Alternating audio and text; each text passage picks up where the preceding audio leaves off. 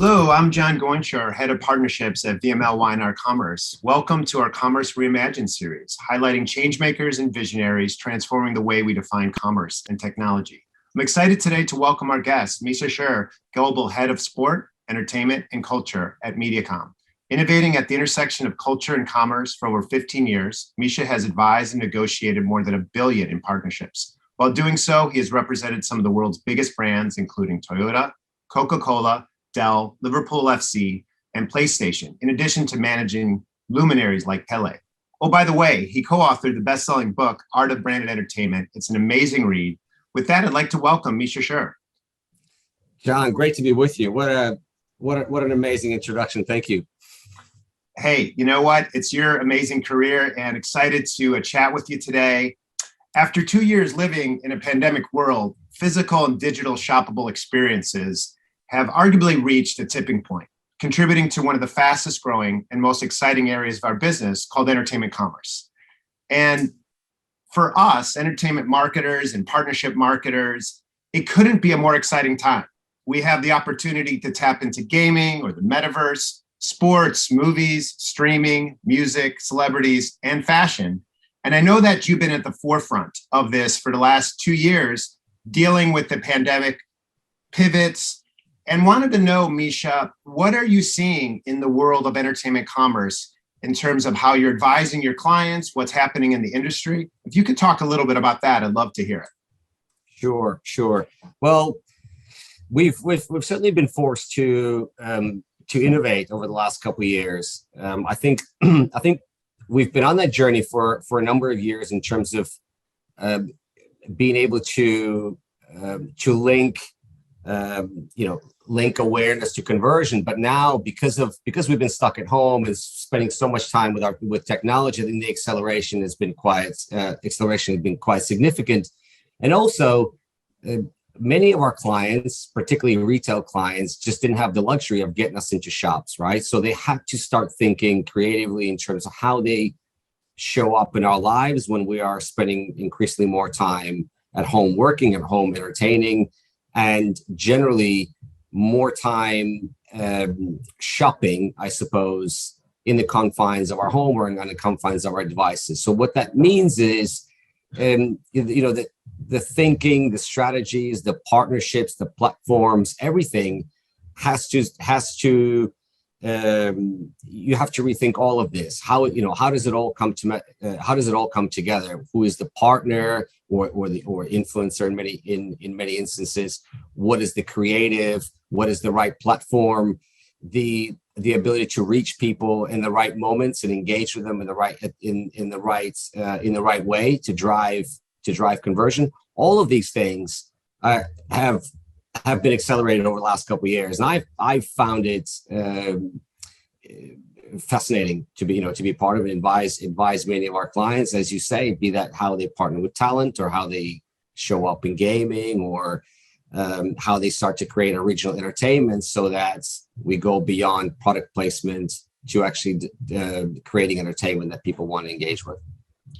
I love that you said going beyond product placement, because we've talked a lot about more of that borrowed equity to more branded equity, that we're seeing more of that evolution in that, there's a lot of marketers that unfortunately are still focusing on those vanity metrics that are brand awareness, and they're not really converting to commerce. Are you seeing some brands that are doing this quite well? I've heard you talk a lot about, what Netflix has done with some really wonderful brands. Can you talk about maybe some brands and some industries that are doing this really well?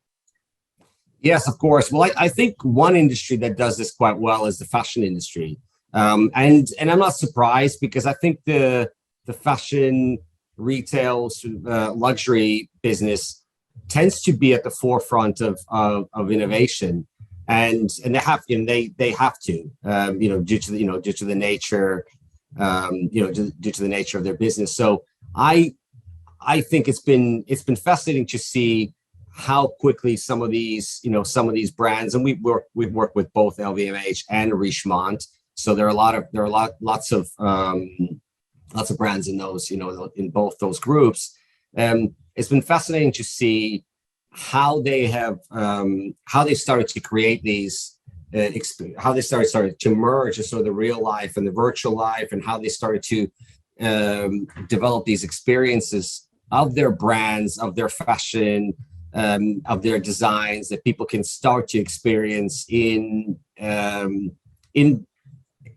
leisure time. Instead of, rather than going to a shop, I can see the new Gucci collection, inside Roblox, and I can purchase items, within that environment as well. So I find that really, really fascinating, because if you would have said to someone a couple of years ago that luxury brands would be in gaming, people would have laughed at you. But actually, the more you think about it, the more it makes sense. Why wouldn't they be? Gaming is so broad. Gaming is the definition of gaming has probably evolved 5-6 times over the last couple of years, from esports to more what is now we call the metaverse, right? And just the experiences that people are having. Is that gaming? I don't know. But certainly in that realm. So, to answer your question, I think some of the fashion brands, more mainstream, like Nike, for example, have done an amazing job in how quickly they've got into e-commerce. How they've completely redesigned even their shops for the ones that are open. If you look at their shop in New York, I mean, it's a totally immersive experience that you're in there. Can you talk a little bit about what you're doing with eBay and how you are supporting small businesses? Because I think it's a really great example of purpose-based marketing. Right. Yeah. So I'd love to. So eBay, great example of a business that wanted to look at ways in which it can go beyond creating another ad, beyond just driving, I suppose, awareness or traffic to their website. What they really wanted to do is to say, what are we all about? What is our platform all about? We're operating in a competitive marketplace. Obviously, it goes without saying that they're in a similar space, but it's not entirely the same as Amazon. But what makes us different? And what they realized, and what they knew, is what makes them different is that they are about small businesses, right? And there's been so much conversation about small business over the last couple of years and how difficult it's been for small businesses to operate in the environment they've had to operate, the uncertainty, the lockdowns, and so on. So, we've in partnership with eBay, we're looking for ways in which how can we still achieve our marketing objective, but at the same time do that in a way that enables us to get to the core of what our business is all about, which is championing small business. We are just a platform. We're the aggregator, but it's about the guy who runs a bike shop or the flower shop over here. It is mostly small businesses that are creating products or trading products on the platform. So we created a partnership with the Football League, which, for those people who don't know, is basically the outside of the top division in England. The 72 teams, so 3 divisions of soccer or football. And what this platform allowed us to do is to really get into all the communities around the country. So this isn't about London or Manchester or Leeds or Birmingham, although some of the clubs are in there. It's about those small towns where that football club is at the heart of the community, where a lot of those small businesses that eBay supports are there. So as part of the deal, eBay would take their inventory that we get as part of the deal, and they would give it to some of these small businesses. So they have the opportunity to promote, to drive new business, to basically to get through some of the difficult times that they've been in. And eBay is the one that is driving that and is championing that, and basically say, hey, it's about you at the end of the day. We are only in existence because of you.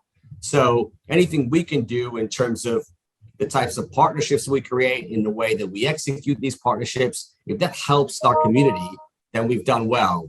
So they've been a great client. We've recently partnered with some talent to take that even further, where we're where we're running auctions where Sunday League teams can sign superstar players. Ultimately, the idea in everything is about how do we get back to the communities, right? How do we demonstrate that eBay, which for some people might be this big tech company, is actually about that Sunday League team or about that small business around the corner that you interact with, whether that's again, whether it's a bike shop or something else. How can we be the champion of that? And I think it's a great example of purpose-driven marketing. I love that. And it really speaks to some really important principles that are necessary to truly evolve it from more of a sponsorship to a mutually beneficial partnership. And you talked about storytelling, you talked about understanding kind of communities, omni-channel, rewarding experiences, and then setting it up for success from an evaluation standpoint. I know that you're very familiar with this somewhat staggering stat, but based on our estimates, sponsorship marketing, licensing, celebrity endorsements, activation is a $200 billion business globally. And in most cases, you've got companies that are putting forth over 25% of their marketing budgets against partnership marketing. Yet based on our research, a lot of these companies are breaking even, sometimes losing money, when you'd like to think you could get at least a 20% ROI. So that's a $50 billion amount of sales that are like left on the table here. Like, what would you say that marketers need to do to start making sure that you're really evolving that sponsorship to be more of a mutually beneficial partnership? Yeah, look, I actually think those stats are kind. I've seen some worse. I've seen some that said that 50% of the investment is being made in the space is completely absent of any strategy, right? It's just say, hey, we would like to drive awareness. Okay, so we're going to stick our logo on these 4 sleeves or on these. I mean, ultimately, what is it? What do you want this part of the business to achieve? And what is the best vehicle to do that?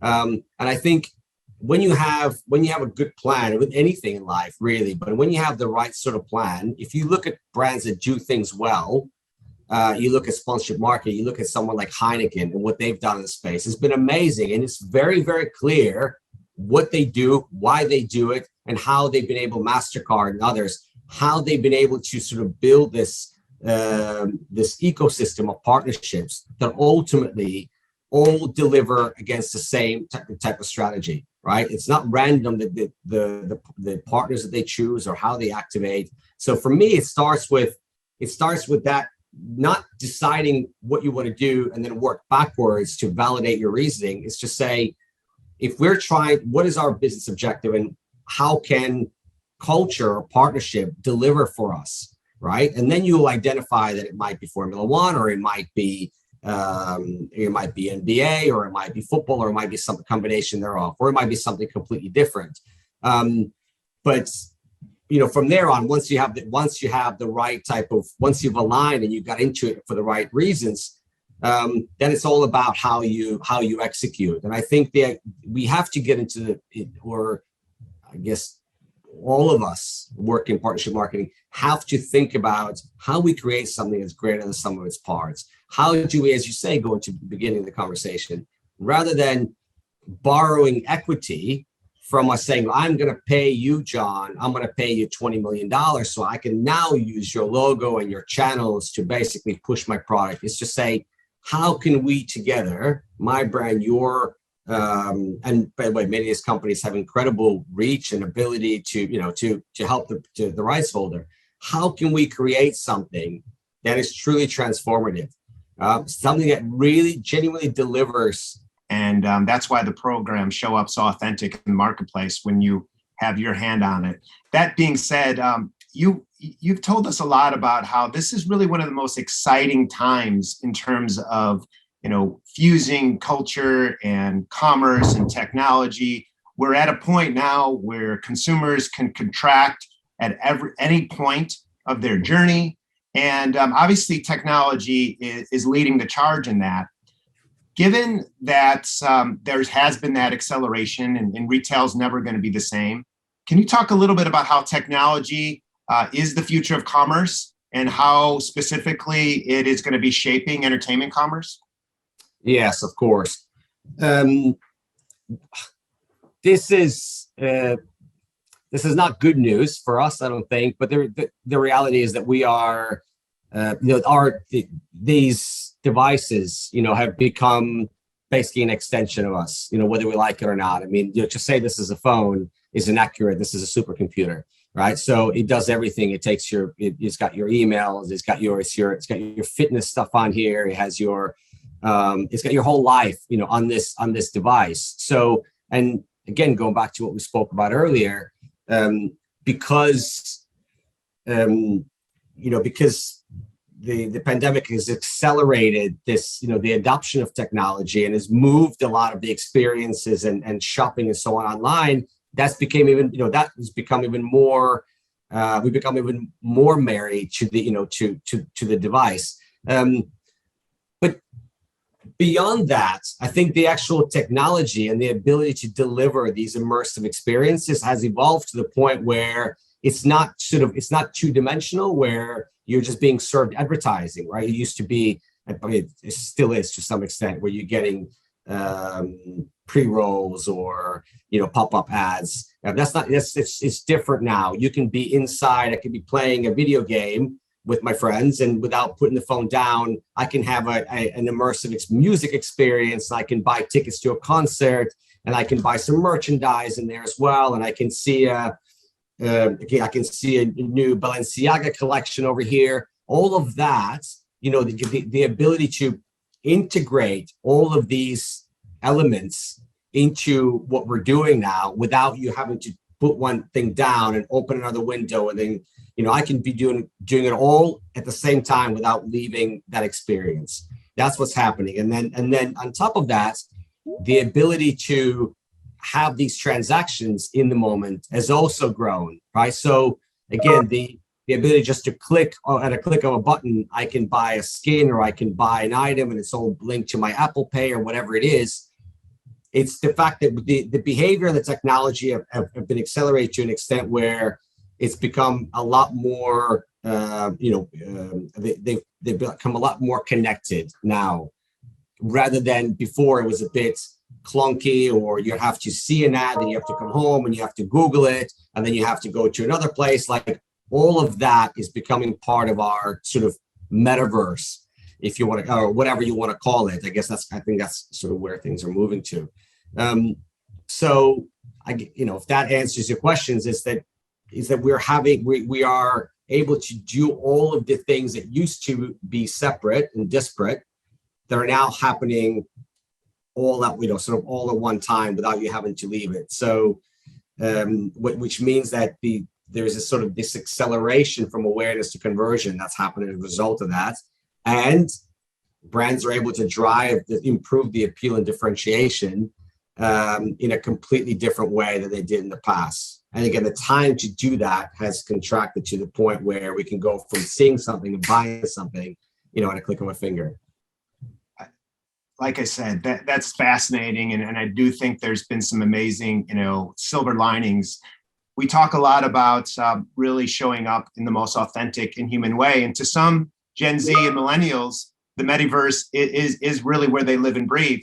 Can you talk a little bit about how maybe there needs to be a balance of that physical versus virtual environment? Sure. Yes, look, we have to be, we have to take into account that young people today have grown up in that digital, in that world. It's natural for them. They don't mind spending all that time in Roblox or in Fortnite and seeing concerts and shopping environments. But at the same time, I think it's important that we have the right sort of balance, that we're not just, that we don't just create this this universe where all of our interactions are happening like this. And, we have to have physical experience, and we have to interact with one another. They have to complement each other. I have no issue with these worlds being very closely connected. And I think what's going to happen is that, we're not even going to notice when we go, well, of course we'll notice, but it'll be a very seamless experience going between the virtual and the real.